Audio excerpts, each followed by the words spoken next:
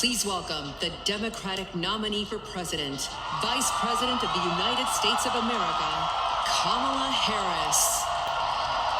Good evening, everybody.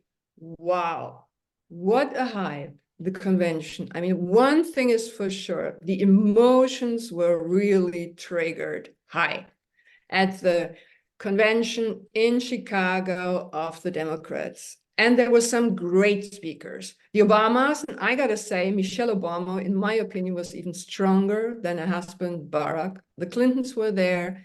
And Tim Walz, you saw some tears. He addressed the target group he wants to reach. And even Oprah Winfrey gave a highly emotional speech. And Pink, the famous rock star, showed up. So the whole event was a real, rock star event. And then in the end, the final speech by Kamala Harris. And the big question is really, can the Democrats keep up this spirit until November 5th? Und ja, dann gehe ich auch schon zurück in das Deutsche und meinen besonderen Gast heute vorzustellen, Andreas Povl. Andreas Povl war lange Geschäftsführer der American Chamber of Commerce und der eine oder andere mag ihn kennen. Er war auch schon häufiger in unserem Courage Skyline Talk. Andreas, ganz herzlich willkommen, dass du heute wieder dabei bist.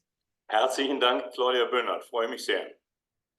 Und Andreas als USA-Experte und Interessierter wird uns nun eine Einordnung geben der Situation nach dem Convention. Und Andreas, wie siehst du das? Kann Kamala Harris mit ihrer Rede überzeugen? Kann sie die Spirit bis zum 5. November wirklich aufrechterhalten? Die Latte lag sehr hoch, Claudia, nachdem der Rockstar Barack Obama hier eine fantastische Rede im Anschluss an seine Frau Michelle Obama geleistet hat. Das war wirklich sensationell, was die beiden gemacht haben.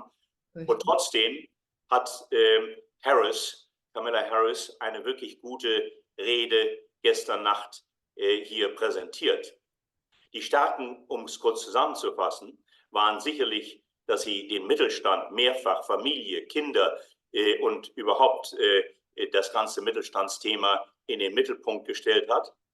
Ja, sie hat auch die NATO erwähnt, wenn auch nur kurz, aber sie hat etwas geschafft. Sie hat in kürzester Zeit die Partei, die durchaus gespalten war, miteinander versöhnt und zusammengebracht.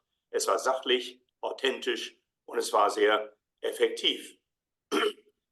Schwächen waren allerdings auch da. Sie musste in einer kurzen Zeit sozusagen ihren Bekanntheitsgrad erhöhen. Ich würde mal sagen, das hat sie nur mäßig geschafft. Man kennt sie als Vizepräsidentin im Hintergrund, man kennt sie natürlich als agierende Generalstaatsanwältin, aber hat sie die Wechselwähler erreicht? Hat es ihnen ein Angebot gegeben, sodass sie überzeugt sein könnten, um überzuwechseln auf die demokratische Seite? Großes Fragezeichen. Überrascht, Claudia, hat mich eigentlich, dass sie den alten Slogan, in Anführungsstrichen, von Präsident Biden wiedergebracht hat, nämlich Präsident für alle zu sein. Das hat er nicht geschafft.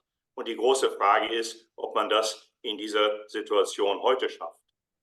Die Erwartung von meiner Seite war mehr Substanz, insbesondere bezüglich der wirtschaftlichen Planungen und Überlegungen. Und damit blieb letztendlich nach euphorischem Start dieser fantastischen Rede die Rede etwas flach. Ja, das Thema Wirtschaft hat sie gar nicht aufgegriffen. Ja, also man muss sehr wahrscheinlich nach vorne schauen und sagen, der Wirklichkeitstest steht noch aus, die Interviews stehen noch aus. Auf gut Deutsch, Butter zu die Fische muss sie geben, denn eine Schwalbe macht noch lange keinen Sommer. Und deshalb ist das Risiko nach wie vor groß, dass nach dem Sugar-Hype vielleicht ein Dump erfolgt. Okay, das heißt, du sagst, sie hat durchaus gut performt, aber es sind noch viele Hürden auf dem Weg zu einem Wahlsieg am 5. November. Absolut. Und wenn man die Stärken und Schwächen jetzt nun den beiden Kandidaten gegenüber hält. Genau, dann kommen wir auch schon zu meiner nächsten Frage, Andreas. Vielleicht darf ich das ganz kurz nochmal formulieren. Und zwar, wenn du die beiden wirklich im Vergleich siehst, ja, Donald Trump, Kamala Harris, also Republikaner versus Demokraten, wo siehst du aktuell Stärken, wo siehst du wirklich Schwächen bei den beiden? Ja, ganz plakativ gesagt, die Stärken von Kamala Harris sind offensichtlich. Jung, hoffnungsvoll, intelligente Frau mit einem komplementären, älteren Vizepräsidentenkandidaten, der im Midwest ganz besonders reüssieren. Obwohl, Andreas, es ist lustig, dass du sagst, älter, die sind beide gleich alt. Aber das ist die Wahrnehmung, dann sind beide 60, paar Monate auseinander. Ja, aber er kommt eben über wie ein älter wirkender Eddie und er kommt damit gut im Midwest an. Und die Stärken, die sie natürlich zusätzlich noch hat, und das ist die Komplementarität, dass sie, Harris, insbesondere an der Ost- und an der Westküste gut ankommt. Aber es gibt natürlich Altlasten und sie kann nicht hinwegsehen darüber, man kann nicht hinwegsehen darüber, dass sie Vizepräsidentin gewesen ist unter Biden. Und was hat sie da tatsächlich zu verantworten? Was hat sie da tatsächlich geschafft? Die Migrationspolitik hat leider Gottes versagt. Das Defizit-Spending ist explodiert mit zusätzlicher Inflation und die ganzen Kriegsthemen, Afghanistan, Ukraine, Gaza und last not least auch China mit Taiwan und der CHIPS Act selber sind kriegsähnliche oder kriegerische Themen, die unter der Legislaturperiode auch der Vizepräsidentin Harris eben zu verantworten sind. Ja, alles Angriffspunkte, die Trump vermutlich aufgreifen wird. Absolut, er wird die aufgreifen und dem gegenüber stehen die Stärken von Trump. Er ist ein erfahrener, er ist ein vorbereiteter ehemaliger Präsident. Er hat 100%iges Backing, wie eine Bewegung sozusagen in der Republican-Partei. Er hat Stärken in den Flächenstaaten, ganz besonders da, wo auch eben die vielen Swing-States sind. Und man mag es mögen oder nicht, er hat einen transparenten Actionplan. Ich möchte hinweisen auf den Heritage Foundation Plan 2025. Aber er hat eine signifikante Schwäche, Claudia. Und diese Schwäche ist, er hat nicht einkalkuliert, dass Harris Kandidatin wird. Er hat nicht einkalkuliert, dass Biden zurücktreten könnte als Kandidat. Und damit hat er möglicherweise einen Vizepräsidenten Vance gewählt. Da hätte er möglicherweise lieber einen komplementären Präsidenten oder Präsidentin, Vizepräsidentin wählen sollen. Nikki Haley zum Beispiel kommt wieder in den Kopf. Ja. Andreas, was ich an dieser Stelle vielleicht auch nochmal betonen möchte, du bringst uns ja wirklich hier die Sicht aus den USA, die ja dort auch etwas anders gesehen wird als hier in Europa und besonders in Deutschland. Ich glaube, man kann sagen, bei uns kommt der Wunsch häufig zum Ausdruck, und das liest man leider auch in den Medien, ja, dass die Demokraten doch immer sehr stark gehypt werden und der kritische Aspekt so ein wenig fehlt. Und du bist ja nun weder Republikaner noch Demokrat, aber du zeigst uns einfach nochmal die Sicht, die Wahrnehmung in den USA. Und das finde ich jetzt gerade auch besonders interessant an deinen Ausführungen hier. Das ist absolut richtig. Ich versuche aus der amerikanischen Sicht die amerikanische Wählerstimmung hier zu ergreifen. Und damit komme ich auch gleich auf das sogenannte Ranking der unterschiedlichen Themen, die im Mittelpunkt stehen. Das Thema It's the Economy Stupid, also Inflation, Konsum, Housing insbesondere, das sind ganz wesentliche Themen, die insbesondere natürlich auch wiederum in den Flächenstaaten kneifen. Und da hat Harris eine Altlast zu vertreten. Und der Plan, den Trump hier im Vordergrund hat, ist da erheblich überzeugender. Zweitens, das Migrationsthema schon angesprochen. Leider hat da Vizepräsidentin Harris nicht reüssiert, auch wenn sie das jetzt in der Rede angesprochen hat. Und Trump hat da tatsächlich aus der Vergangenheit erheblich tiefer und stärker durchgegriffen. Natürlich ist ihr Thema, das Thema von der Kamala Harris, das Thema Healthcare und Abortion. Und das ist sicherlich ein Thema, wo Trump nicht sehr überzeugend sein wird. Und auch im Klimabereich hat Harris ein klares Gegen-Drilling für das Pariser Abkommen und Trump ist mit dem Thema Drill, Baby, Drill, also fossile Energien, ganz besonders im Vordergrund. Ja. Allerdings die Außenpolitik, die auch nur kurz angesprochen worden ist, spielt eigentlich in Amerika keine Rolle, schon gar nicht in den Flächenstaaten, gegebenenfalls in den Küstengebieten, nicht wahr? Und die Aspekte, die Kamala angesprochen hat, zum Beispiel Steuererhöhung ja auf 28%, oder dass sie die Lebensmittelbranche eben deckeln möchte, die Preise. Ich meine, das sind ja Aspekte, weiß man, dass sie das gar nicht durchbekommen wird. Als Juristin weiß sie das ja vermutlich auch, ja. Aber gut, vielleicht Da denkt sie, kommen wir, da auch kommen Trump wir. erzählt so viele Sachen, die er nie durchkriegen wird. Erzähle ich auch mal das eine oder andere. Da kommen wir zu den Unterschieden, Claudia. Die Unterschiede Ja. sind signifikant. Hier steht Staatsdirigismus, Kamala Harris, Aha. gegenüber freien Markt, Donald Trump. Hier steht Corporate Tax rauf und Ja. Lohnsteuer runter, Kamala Ja. Harris. Und Corporate Tax noch einmal von 21 auf 15% runter, Donald Trump. Hier steht die Sozialpolitik Spend, Baby, Spend, Kamala Ja. Harris, gegen eine Wirtschaftspolitik, die sehr viel liberaler ist. Hier steht Great Society, Kamala Harris, gegenüber Big Business, Donald Trump. Und ganz Okay. besonders, und jetzt kommen wir auf die Außenpolitik, ja, Kamala Harris ist eine überzeugte Demokratin, ist eine Bipolaristin wie Biden. Aber was hilft in dieser Welt gegen die bösen Autokraten in Härte zu bestehen? Ist es da nicht der Autokrat Donald Trump? Ist es da nicht der Bipolarist Donald Trump? Steht hier nicht Freundlichkeit Harris gegen Härte Trump im internationalen außenpolitischen Thema? Und Gute Frage, interessante These, Andreas. Ich Dann weiß kommen es nicht, ja. Dann kommen wir nämlich zu der internationalen Beziehung noch einmal zurück. Ja, Ist eben das Ranking, wie vorhin gesagt, an absolut letzter Stelle. An der Küste bedeutet Internationalität höhere Resonanz und Bedeutung, aber nicht in der Fläche. In der Fläche ist die Invasion der Migranten aus dem Süden, aus Lateinamerika, Ja. viel dramatischer und wichtiger als die Invasion in die Ukraine oder die Invasion nach Gaza und Verteidigung. aus Sicht der Amerikaner, die du vertrittst, ja. Wir Europäer sehen das natürlich ein bisschen anders. Aber du hast vollkommen recht. Ich habe heute Morgen auch schon gesehen, Trump ist schon wieder ordentlich dabei, dieses Thema aufzugreifen auch und sagen, Kamala Harris macht gar nichts. Das ist richtig. Und das Thema Fläche und hier Ukraine-Finanzierung, Ja. die Fläche, sprich die Hillbilly-Staaten, die Redneck-Staaten, die empfinden dieses Thema Ukraine als ein EU-Thema und eben nicht ein Thema von internationaler westlicher Relevanz. Ich weiß. Andreas, also sehr interessant deine Einsicht hier und er schätzt sich immer wieder aufs Neue.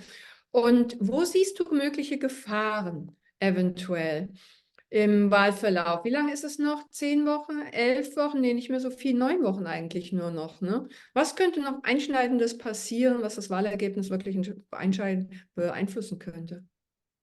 Also ich will mal den Fokus auf die Chancen legen, die Kamala Harris vielleicht noch hat. Ja. Wir beobachten ja eine enorme Bemühung im Augenblick um einen Waffenstillstand in Verbindung mit Gaza. Wenn tatsächlich Blinken in Verbindung mit Präsident Biden hier einen Waffenstillstand hinbekäme von 6 oder 8 Wochen, der über die 5. November hinaus geht, dann hat das natürlich eine Gravität, die nicht unbedeutend ist, ganz besonders auch da, wo es hier um Swing States geht, wie Michigan, wo insbesondere die Moslems hier auch mehrheitlich zu Hause sind. Und der zweite Punkt, Joe Allen Powell wird in Jackson Hole heute ein klares Statement geben bezüglich Zinssatzsenkung. Wenn wir tatsächlich eine Zinssatzsenkung um 50 Basispunkte bekommen, dann wird das vielleicht die Börse tendenziell sehr positiv beeinflussen. Andreas, ganz ehrlich, gehst du von 50 aus, nicht nur 25? Es ist grundsätzlich die 25 im Raume, aber wenn die 50 tatsächlich hier entschieden werden, dann wird das in jedem Fall die Börse positiv beeinflussen. Es wird in jedem Fall den Konsum positiv beeinflussen. Es wird in jedem Fall flächendeckend in Amerika eine wirtschaftliche Hoffnung geben, die grundsätzlich positiv sein wird für die Wahl und damit grundsätzlich positiv auch für die Demokraten. Ja, interessant, Andreas. Wo steht eigentlich, führt Kamala, laut Statistik führt sie ja momentan. Die Demokraten stehen vor den Republikanern. Oder siehst du das anders? Also die Situation ist da entscheidend, was in den Swing und in diesen Swing States haben wir Nevada, Arizona, Wisconsin, ja, Michigan, Pennsylvania, North Carolina und Georgia. Und interessant ist, Arizona und Pennsylvania waren gerade vor wenigen 1, 2, 3 Tagen noch angeblich mehr in favor für die Demokraten und jetzt angeblich wieder für die Republikaner. Es kommt nicht auf die Anzahl der Wähler an, das sind 240 Millionen Wähler, sondern es kommt letztendlich auf die Anzahl der Wahlleute an. Im Augenblick bezüglich der Stimmung der Wähler sind wir bei vielleicht 48% für die Kamala Harris prozentual und 46% für Donald Trump. Aber umgekehrt sieht es aus, wenn man die Wahlleute anschaut. Da hat die Kamala Harris im Augenblick statistisch gesehen, umfragemäßig gesehen, nur 251 Wahlleute und Donald Trump 287. Das Thema ist zurückzuführen darauf, dass die Väter der Constitution damals gesagt haben, die Flächenstaaten sollen nicht durch die Mehrheit dominiert werden und deshalb haben Flächenstaaten mehr Wahlleute bekommen. Und letztendlich kommt das, wie wir gesehen haben, in 2016 auch Donald Trump zugute. Da lag die Demokratin Hillary Clinton mit 3-4 Millionen vor Donald Trump und hat ihn tatsächlich verloren, weil eben die Wahlleute in der Mehrheit für die Republikaner und damit für Donald Trump waren. Ja, also da haben die Demokraten noch, Entschuldigung. Noch hinzu, die Double-Hater, die kommen jetzt in die Waagschale. Die Double-Hater waren 20-25%, sind jetzt nach beiden Trump-Thematik zur Harris-Trump-Thematik übergegangen, nur noch 10%. Ja. Und ein Zünglein an der Waage in dieser Hinsicht ist dann Robert Kennedy, Robert F. Kennedy, der möglicherweise heute oder morgen bekannt gibt, dass er sich Trump anschließt. Also, es wird ein wahnsinnig knappes Rennen, wo im Augenblick tatsächlich aber immer noch Trump die Chancen nach vorne hat und Mehrheit von den Polls, von den Wettpolls gesehen wird. Okay, ja, interessant. Vielleicht, wenn ich das noch dazu sagen. Ja, Andreas. Die Handlungsfähigkeit des Präsidenten hängt ja nicht nur davon ab, ob er gewählt wird, sondern ob er die Mehrheit im Kongress bekommt. Im Kongress gibt es ein knappes Rennen, was zwischen Demokraten und Republikanern ausgehandelt wird. Und im Senat ist es jetzt schon offensichtlich sichtbar, dass die Demokraten den Senat verlieren werden. Und deshalb schaut nach der Präsidentschaftswahl alles natürlich gleich auf das Ergebnis im Kongress. Okay, das heißt, es gibt noch einiges zu tun für die Demokraten, wenn sie gewinnen wollen, auf dem Weg bis zum 5. November, was du sagst, auch die Wahlmänner. Aber gut, das kam auch, finde ich, in dem Konvent sehr gut drüber. Jeder einzelne Sprecher hat nochmal die Gesamtheit aufgefordert, ihr müsst aktiv sein, ihr müsst rausgehen, ihr müsst eure Mitmenschen motivieren. Und ja, lassen wir uns überraschen, auch am 10. September steht eine wichtige Debatte an, auch die dürfte wohl eine entscheidende Rolle spielen. Die erste Debatte zwischen Harris und Trump. Ich muss ja sagen, ich bin sehr gespannt, was sich da ergeben wird. Es ist ja, was heißt momentan immer, the prosecutor against the victim. Ja, also Andreas, was ist deine Wette? Wer wird die Wahlen gewinnen? Wie gesagt, im Augenblick steht alles relativ noch positiv für Donald Trump. Sowas kann sich aber sehr schnell verändern. Es kommt darauf an, in welcher Form nun Kamala Harris Butter zu die Fische tut und mit welcher vor allen Dingen wirtschaftlichen Überzeugung sie nach vorne tritt. Also das Rennen ist nach wie vor offen mit leichter Tendenz zu Donald Trump. Ja, okay, sehr interessant. Und weißt du, was ich vielleicht auch noch erwähnen möchte hier an dieser Stelle als ja, Kommunikationsberater, wie die Wahlen durch KI beeinflusst werden mit den gesamten Fake News auf den verschiedenen Kanälen, X, TikTok. Also das ist wirklich erschreckend, muss ich sagen. Trump musste tatsächlich einige Posts löschen. Er sagte, er hätte nichts damit zu tun gehabt, es hätten andere gepostet, dass berühmte Rockstars sich offiziell geäußert haben, Republicans zu wählen. Also ich glaube, was wir da erleben, das ist auch, hat es in der Form noch nie gegeben. Wir werden einen Social Media War erleben. Es geht hier in Wahlen immer um die sogenannten Fast Thinker, also um die Intuition. Es geht nicht um den Kopf. Es geht um kurzfristiges Catching Votes um jeden Preis, inklusive Fakes und Fake News. Also wir werden eine spannende, vielleicht auch nicht ganz saubere Zeit in den nächsten 8 Wochen bis 11 Wochen erleben. Prima. Andreas, lass uns überraschen. Ganz herzlichen Dank an dich. Dankeschön, Claudia, und wir sprechen uns wieder.